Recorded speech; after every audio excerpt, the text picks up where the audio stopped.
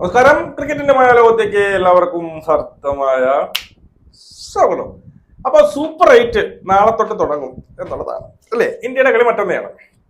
അപ്പോ ഇവിടെ ഏറ്റവും കൂടുതൽ ചർച്ചാ വിഷയമാകുന്നത് കുറെ എണ്ണം പറയുന്നത് മറ്റൊന്നുമല്ല, അഭിഷേക് ശർമ്മയെ മാറ്റണം, അവിടെ സഞ്ജു സാംസനെ കൊണ്ടുവരണം എന്നുള്ളതാണ് അഭിപ്രായം. കാരണം അഭിഷേക് ശർമ്മ 3 ഡക്ക് തുടരെ, അതായത് 8 കളികളിൽ നിന്ന് 5 ഡക്കുകളാണ് എന്നുള്ളതാണ്. അപ്പോ നമ്മുടെ പാകിസ്ഥാന്റെ പഴയ ബൗളറായിരുന്ന മുഹമ്മദ് അമീർ, ആ നാറി അറിയാമല്ലോ, ആ നാറി അവിടെ ഇരുന്ന് പറയുന്നുണ്ട്, ഈ പറയുന്ന അഭിഷേക് ശർമ്മ ഒരു സ്ലോഗറാണ്. അതായത് നമ്മുടെ ഭാഷയിൽ പറഞ്ഞു കഴിഞ്ഞാൽ ചാളവെട്ട്. അതായത് ഈ പറയുന്ന അഭിഷേക് ശർമ്മ ഒരു സ്ലോഗറാണ്, ചാളവെട്ട്. കിട്ടിയാൽ കിട്ടി, കിട്ടിയില്ലെങ്കിൽ കിട്ടി എന്നാണ്, കിട്ടിയാ ഊട്ടി, ഇല്ലെങ്കിൽ ചട്ടി എന്നുള്ള രീതിയിലാണ് അവൻ പറയുന്നത്. എടാ നായിന്റെ മോനെ, നിന്നെ അങ്ങനെ വിളിക്കാൻ പറ്റും? നീ ഏത് ക്രിക്കറ്ററാണ്? അങ്ങനെയാണെങ്കിൽ അതുപോലത്തെ ഒരു ചാളവെട്ടിന്റെ 1-2 പേരെ നിങ്ങൾ നിങ്ങളുടെ ടീമിലേക്ക് എടുത്ത് വെയ്. കാണാമല്ലോ, ഇവിടെ ഇപ്പോഴത്തെ നിലവിലെ T20 നമ്പർ 1 ബാറ്റ്സ്മാൻ ആണ് ഈ പറയുന്ന അഭിഷേക് ശർമ്മ. 8 കളികളിൽ 5 ഡക്കായിട്ട് പോലും ഇപ്പോഴും അവന്റെ നമ്പർ 1 സ്ഥാനം തട്ടിമാറ്റാൻ ഒരുത്തനും കൂടിയില്ല, പരിസരത്ത് പോലും ഇല്ല ഒരുത്തനും കൂടി. അത് ആദ്യം മനസ്സിലാക്കുക. മനസ്സിലായോ? അവന്റെ കരിയറിൽ T20 കരിയറിൽ വെറും 41 കളികളാണ് ഇതുവരെ കളിച്ചിട്ടുള്ളത്. അതില് അവൻ ഡക്കായത് വെറും 6 കളികളിലാണ്. മനസ്സിലായോ? വെറും 6 കളികളിലാണ് ഡക്കായത്. അതിൽ 5 കളി 8 കളികളിൽ നിന്നാണ് എന്ന് മാത്രമേ ഉള്ളൂ. അപ്പൊ ഇത്രയും വിവരമില്ല, അതായത് പാകിസ്ഥാനെന്ന് ഇഷ്ടപ്പെട്ടു, പക്ഷെ ഇത്രയും വിവരമില്ലാതെ ഇരുന്നുകൊണ്ട് പറയുന്നവർ, അവനെ പോട്ട്, അവൻ ഒരു പാകിസ്ഥാനിയാണല്ലോ, അവൻ അങ്ങനെ പറയത്തുള്ളൂ എന്നുള്ളതാണ്. നിങ്ങൾ എഴുതി വെച്ചോ, അഭിഷേക് ശർമ്മ അവന്റെ കളി കാണാൻ പോകുന്നത് ഈ പറയുന്ന സൂപ്പർ 8 ആദ്യത്തെ ഇര അവന്റെ ആദ്യത്തെ ഇര, അവന്റെ ആ തീയിൽ വെന്തുരുകാൻ പോകുന്നത് മറ്റാരുമല്ല, സൗത്ത് ആഫ്രിക്കയാണ്. സൗത്ത് ആഫ്രിക്കയെ നിങ്ങൾ നോക്കിക്കോ, റൊട്ടിയാക്കും അവൻ. നോക്കിക്കോ, സൂപ്പർ 8 ഇതുവരെ നിങ്ങളൊക്കെ എഴുതി തള്ളിയ ഈ 3 കളി കൊണ്ട് എഴുതി തള്ളിയവരുണ്ടല്ലോ കുറച്ചു പേര്, ഇന്ത്യക്കാർ കൊണ്ട് അതിനകത്ത്. മനസ്സിലായല്ലോ? അവരൊക്കെ മനസ്സിലാക്കുക, അവന്റെ കളി വരാൻ പോണത് സൂപ്പർ 8. സത്യം പറഞ്ഞാൽ T20 കളി തുടങ്ങാൻ പോകുന്നതേ ഉള്ളൂ. സൂപ്പർ 8 ആണ് കളി. മറ്റതൊക്കെ ലീഗ് മാച്ച് അവിടെ കിടക്കട്ടെ എന്നുള്ളതാണ്. അപ്പോ വെറും 41 കളിയിൽ വെറും 6 ഡക്കുകൾ മാത്രമേ അവനുള്ളൂ. അതും 5 ഡക്ക് റീസെന്റ് 8 കളികളിൽ നിന്നാണെന്ന് മനസ്സിലാക്കുക. അതുമല്ല, ഈ പറയുന്ന 41 കളികളിൽ 2 സെഞ്ചുറിയും 8 ഹാഫ് സെഞ്ചുറിയും ഉണ്ട്. ഏതാണ്ട് 200ന്റെ സ്ട്രൈക്ക് റേറ്റ് ആണുള്ളത്. അവനെ മാറ്റാനാ പറയുന്നത്. ഞാൻ ഒരിക്കലും പറയില്ല ഇവന്റെ സ്ഥാനത്ത്, അഭിഷേക് ശർമ്മയുടെ സ്ഥാനത്ത് ഒരു സഞ്ജു സാംസണിനെ ഇനി വേണ്ടിയുള്ള ഏവനായിക്കോട്ടെ, ഒരുത്തന് പോലും അവന്റെ സ്ഥാനത്ത് കൊണ്ടുവരാൻ പാടില്ല എന്നൊരു അഭിപ്രായമാണ് എനിക്കുള്ളത്. മനസ്സിലായോ? എടാ, അവൻ ഒരു കളി കളിച്ചു കഴിഞ്ഞാൽ അവന്റെ ആ ഒരു കളി മതി. മനസ്സിലായോ? ഇന്ത്യ ആ കളി ജയിച്ചു എന്നുള്ളത് മനസ്സിലാക്കാം. സഞ്ജു സാംസനെ ഈ പറഞ്ഞ ഇഷാന്ത് കിഷനെ മാറ്റിക്കൊണ്ടോ, അഭിഷേക് ശർമ്മയെ മാറ്റിക്കൊണ്ടോ, പിന്നീട് ഈ പറയുന്ന വേറെ ആളുള്ളത് തിലക് വർമ്മയെ മാറ്റിക്കൊണ്ടോ, അവിടെ ഒന്നും സഞ്ജു സാംസനെ പ്രൈസ് ചെയ്യാനേ പറ്റത്തില്ല. ആകെ കൂടി ഒരു ചാൻസ് ഉണ്ടെങ്കിൽ നമുക്ക് വേണമെങ്കിൽ ഈ പറയുന്ന റിങ്കു സിംഗിനെ മാറ്റിക്കൊണ്ട് ആ സ്ഥാനത്തേക്ക് നമ്മുടെ ആരെ കൊണ്ടുവരാം, ഈ പറയുന്ന സഞ്ജു സാംസനെ കൊണ്ടുവരാം. പക്ഷെ അങ്ങനെ കൊണ്ടുവരുമ്പോൾ അവന്റെ ഈ റിങ്കു സിംഗൻ എന്ന് പറയുന്ന വ്യക്തിയോട് ഏറ്റവും വലിയൊരു അനീതിയായി മാറുമെന്നുള്ളതാണ്. മനസ്സിലായോ?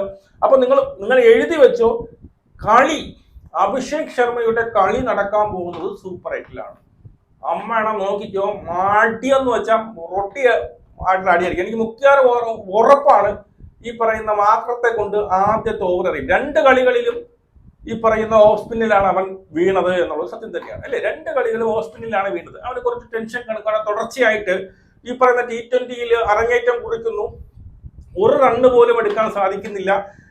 പിന്നീട് ലോകത്തിലെ നമ്പർ 1 T20 ബാറ്റ്സ്മാൻ ആണ് എന്നൊക്കെ പറഞ്ഞു വന്നിട്ട് ഒരു റണ്ണ് പോലും എടുക്കാൻ പറ്റുന്നില്ല. ആ ഒരു മാനസിക സമ്മർദ്ദം ലാസ്റ്റ് കളിയിൽ അവൻ ഷോട്ട് അടിച്ചതൊക്കെ നമുക്ക് കണ്ടാൽ മനസ്സിലാവും. അവന്റെ ആ ഒരു ടെൻഷൻ അവന്റെ ഉള്ളിൽ ഉണ്ട് എന്ന്. ഓൺസ് അവൻ ഒരു 4 അടിച്ച എന്റെ അമ്മേനെ നീയൊക്കെ പൂറിക്കൊണ്ടോടും. മുഹമ്മദ് അമീറെ, നീ കാത്തിരുന്നു. നിന്റെ ജീവിതത്തിൽ പറ്റിയ ഏറ്റവും വലിയൊരു അബദ്ധമാണ് നീ ഇപ്പൊ വിളിച്ചു പറഞ്ഞത്. അവനൊരു സ്ലോഗറാണ് എന്നുള്ളത്, അവനൊരു ചാളവെട്ടുകാരനാണ് നീ എന്ന് പറഞ്ഞില്ലേ? ഇത് നിന്റെ ജീവിതത്തിൽ ഉടനീളം നിന്നെ ഈ ഒരൊറ്റ വാക്ക് വേട്ടയാടിക്കൊണ്ടേയിരിക്കും. മനസ്സിലായോ? നിന്നെ ഈ ഒരൊറ്റ വാക്കില്ലേ വേട്ടയാടിക്കൊണ്ടേയിരിക്കും എന്നുള്ളതാണ്. അങ്ങനെയാണെങ്കിൽ അവനൊരു സ്ലോഗർ ആണെങ്കിൽ ഏഷ്യ കപ്പിൽ വന്നല്ലോ നിന്റെയൊക്കെ നമ്പർ 1 പിന്നെ ബൗളർമേഴ്സ് ഉണ്ടല്ലോ, നിന്റെ പ്രീമിയം ബൗളർ അഫ്രീദി എന്തരായി? തലങ്ങും വില പോലെ അടിച്ചത്. അപ്പൊ ഒരു ചാളവെട്ടുകാരന്റെ അടുത്ത് ബൗൾ ചെയ്യാൻ നിന്റെയൊക്കെ ബൗളർക്ക് അറിയില്ല എന്നുള്ളതാണ്. അപ്പൊ നിന്റെയൊക്കെ ബൗളർ നീ എന്ത് വിളിക്കും? എന്ത് വിളിക്കും? അടാ അമീറെ ഡാഷ് മോനെ, നീ എന്ത് വിളിക്കും? അപ്പൊ എനിക്ക് ഇത്രയും പറയാനുള്ളൂ. എന്തൊക്കെ ആയാലും ശരി തന്നെയാണ്, ഈ പറയുന്ന അഭിഷേക് ശർമ്മ അത് വേറെ ജെന്നാണ്, മനസ്സിലായത്? അത് വേറെ ഇനമാണ്. അതിനകത്തൊന്നും ഇപ്പോ ലോക ക്രിക്കറ്റിൽ ഒരൊറ്റ എണ്ണമില്ല അവനെ കോമ്പറ്റീറ്റ് ചെയ്യാൻ വേണ്ടിയിട്ട്, അവന്റെ സ്ഥാനം പിടിച്ചെടുക്കാൻ വേണ്ടി ഒരൊറ്റ എണ്ണമില്ല. അതുപോലെ തന്നെ ഇന്ത്യയില് മറ്റു 2 ബാറ്റ്സ്മാൻമാർ കൂടി, മറ്റു 2 കളിക്കാരുണ്ട്. കാരണം റീപ്ലേസ്മെന്റ് ഇല്ല. ഇപ്പോ അഭിഷേക് ശർമ്മയ്ക്ക് ഒരു പരിക്ക് പറ്റിയെന്ന് കരുതിക്കും, നമുക്ക് റീപ്ലേസ്മെന്റ് ചെയ്യാം. പരിക്ക് വേറെ ഒന്നും നമുക്ക് ചെയ്യാൻ പറ്റില്ല. പരിക്ക് പറ്റിയവൻ എങ്ങനെ ഇറങ്ങും? അവിടെ നമുക്ക് വേണ്ടി സഞ്ജു സാംസനെ പ്ലേസ് ചെയ്യാമെന്നുള്ളതാണ്, അല്ലേ? ഇപ്പോ ഇഷാൻ കിഷന് പരിക്ക് പറ്റി, അവിടെയും നമുക്ക് എന്ത് ചെയ്യാം? സഞ്ജു സാംസനെ പ്ലേസ് ചെയ്യാം. തിലക് വർമ്മയെ പരിക്ക് പറ്റി, അവിടെയും നമുക്ക് വേണമെങ്കിൽ എന്ത് ചെയ്യാം? ഈ പറയുന്ന സഞ്ജു സാംസനെ പ്ലേസ് ചെയ്യാമെന്നുള്ളതാണ്. പക്ഷേ ഈ പറയുന്ന ബുംറയ്ക്ക് പരിക്ക് പറ്റി. നിങ്ങളൊന്ന് ആലോചിച്ചു, ബുംറയ്ക്ക് പരിക്ക് പറ്റി, ആരെ റീപ്ലേസ് ചെയ്യും? ആരെങ്കിലും ഉണ്ടോ? ലോക ക്രിക്കറ്റിൽ ആരെങ്കിലും ഉണ്ടോ? ബുംറയ്ക്ക് ഒരു റീപ്ലേസ്മെന്റ് ആയിട്ട് ലോക ക്രിക്കറ്റിൽ ആരെങ്കിലും ഉണ്ടോ? ഇല്ല. അതൊരു നഷ്ടം തന്നെയാണ്. ഇനി വരുൺ ചക്രവർത്തിക്ക് പരിക്ക് പറ്റി, ആരെ റീപ്ലേസ് ചെയ്യും നിങ്ങൾ? വരുൺ ചക്രവർത്തിക്ക് റീപ്ലേസ് ചെയ്യാൻ ഇന്ത്യൻ ടീമിലോ ലോക ടീമിലോ ലോക ക്രിക്കറ്റിലോ ആരെങ്കിലും ഉണ്ടോ? ഇല്ല. അപ്പൊ ഇന്ത്യൻ ടീമില് റീപ്ലേസ്മെന്റ് ചെയ്യാൻ പറ്റാത്ത 2 വ്യക്തികൾ ആരുണ്ടെന്ന് ചോദിച്ചാൽ ഞാൻ പറയാം, ഒന്ന് ബുംറയും രണ്ടാമത്തത് വരുൺ ചക്രവർത്തിയുമാണ്. ഈ 2 പേർക്ക് ഒരു പരിക്കുകളും വരരുതേ എന്ന് മാത്രം പ്രാർത്ഥിക്കുക. അഭിഷേക് ശർമ്മ പോയാലും, ഇഷാൻ കിഷൻ പോയാലും, തിലക് വർമ്മ പോയാലും, ഈവൻ സൂര്യകുമാർ യാദവ് പോയാൽ പോലും നമുക്ക് പിടിച്ചിരിക്കാം. മനസ്സിലായോ? പിടിച്ചിരിക്കാം. പിന്നെ മറ്റൊരാളും കൂടി ഉണ്ട്, നമ്മൾ മറക്കരുത്, നമ്മുടെ കുൻഫു പാണ്ഡ്യക്കും റീപ്ലേസ്മെന്റ് ഇല്ല. സത്യമാണ്. പാണ്ഡ്യക്ക് ഈ പറയുന്ന ലോക ക്രിക്കറ്റിൽ ആരാ റീപ്ലേസ്മെന്റ് ഉള്ളത്? ഒരു തണ്ടികളും ഇല്ല. ആ രീതിയിലാണ് ബൗളിംഗ് ആവട്ടെ, ഫീൽഡിംഗ് ആവട്ടെ, അവന്റെ ഒരു ഓറ കണ്ടില്ലേ? ആ വിറച്ചവും മറ്റോ ആ ഒരു സ്റ്റൈലാണ്, മനസ്സിലായോ? അപ്പോ ഈ പറയുന്ന അവനും റീപ്ലേസ്മെന്റ് ഇല്ല, ലോക ക്രിക്കറ്റിലേ ഇല്ല. അപ്പൊ ഏറ്റവും കൂടുതൽ ഇപ്പം അവൻ ഇല്ലെങ്കിൽ കൂടി ഇപ്പോ ഈ പറയുന്ന ഒരു കളി നമ്മുടെ കുൻഫു പാണ്ഡ്യ ഇല്ലെന്ന് പറയും, എങ്കിൽ കൂടി നമ്മൾ അഡ്ജസ്റ്റ് ചെയ്യും. നിങ്ങൾ ആലോചിച്ചു, ഈ പറയുന്ന സ്പിന്നിങ് പിച്ചിൽ നമ്മുടെ വരുൺ ചക്രവർത്തി ഇല്ല എങ്കിലുള്ള ഒരു ഗതികേട് ആലോചിച്ച് നോക്കി. ആരറിയും? കുൽദീപ് യാദവ് വരുൺ ചക്രവർത്തിയുടെ 7 അയലത്ത് വരുമോ? വരത്തില്ലെന്നേ. അപ്പോ നമുക്കിവിടെ ഇന്ത്യൻ ടീമിൽ റീപ്ലേസ്മെന്റ് ഇല്ലാത്ത 2 വ്യക്തികളെ ഉള്ളൂ ഞാൻ മനസ്സിലാക്കുന്നത്. ഒന്ന് ബുംറയും, മറ്റൊന്ന് ഈ പറയുന്ന പിന്നെ വരുൺ ചക്രവർത്തിയുമാണ്. ഈ 2 പേരും ഇതുവരെ T20യിൽ 4 ഓവർ എറിഞ്ഞിട്ടില്ല എന്നുള്ളതാണ്. ഇനി ഈ കടന്ന് പിന്നീട് വാചമടിക്കുന്ന പാകിസ്ഥാൻ സൂപ്പർ എമ്മാണ് എഴുതി വെച്ച് ഒരൊറ്റ കളി അവന്മാർ ജയിക്കത്തില്ല. ഒരൊറ്റ കളി അവന്മാർ ജയിക്കാൻ പോകുന്നില്ല. ന്യൂസിലൻഡ് ഓട്ടിച്ചിട്ട് തോപ്പിക്കും, ഇംഗ്ലണ്ട് ഓട്ടിച്ചിട്ട് തോപ്പിക്കും, മനസ്സിലായോ? പിന്നെ ശ്രീലങ്ക അവന്മാരുടെ രാജ്യത്താണ്, അവന്മാർ ഓട്ടിച്ചിട്ട് തോപ്പിക്കും. നാണം കെടാൻ പോകുന്നത് ഇപ്പോഴേ ഉള്ളൂ. ആ ഓപ്പണ് ഫർഹാൻ അടിക്കുന്ന അടി അവൻ പോയ തീർന്ന്, കട്ടയം പടം മുടങ്ങി എന്ന് പറഞ്ഞാൽ മതി എന്നുള്ളതാണ്. ഈ ഇന്ത്യ കഴിഞ്ഞ വേൾഡ് കപ്പ് എന്താണ് ഹിസ്റ്ററി റിപ്പീറ്റ് ചെയ്യുന്നില്ല. ആ റിപ്പീറ്റ്, അതായത് ഒരൊറ്റ കളി പോലും തോക്കാതെ ഇന്ത്യ കപ്പ് തിരിച്ചു പിടിച്ചിരിക്കും.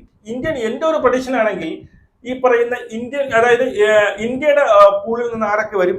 ഇന്ത്യ വരും, പിന്നെ സൗത്ത് ആഫ്രിക്ക. ഇന്ത്യയും സൗത്ത് ആഫ്രിക്കയും എന്താണ് എനിക്ക് തോന്നുന്നു ഈ പറഞ്ഞ സെമിയിലേക്ക് പോകും. അവരുടെ ടീമിൽ നിന്ന് ന്യൂസിലൻഡും ശ്രീലങ്കയും, എനിക്ക് തോന്നുന്നു ന്യൂസിലൻഡും ശ്രീലങ്കയും എന്ത് ചെയ്യും? സെമിയിലേക്ക് പോകുമെന്നുള്ളതാണ്. ഫൈനലി ആരൊക്കെ വരും എന്ന് വെച്ചാൽ മിക്കവാറും എനിക്ക് തോന്നുന്നത് കഴിഞ്ഞ വേൾഡ് കപ്പ് ആവർത്തിക്കാനുള്ള ചാൻസസ് ഉണ്ട്.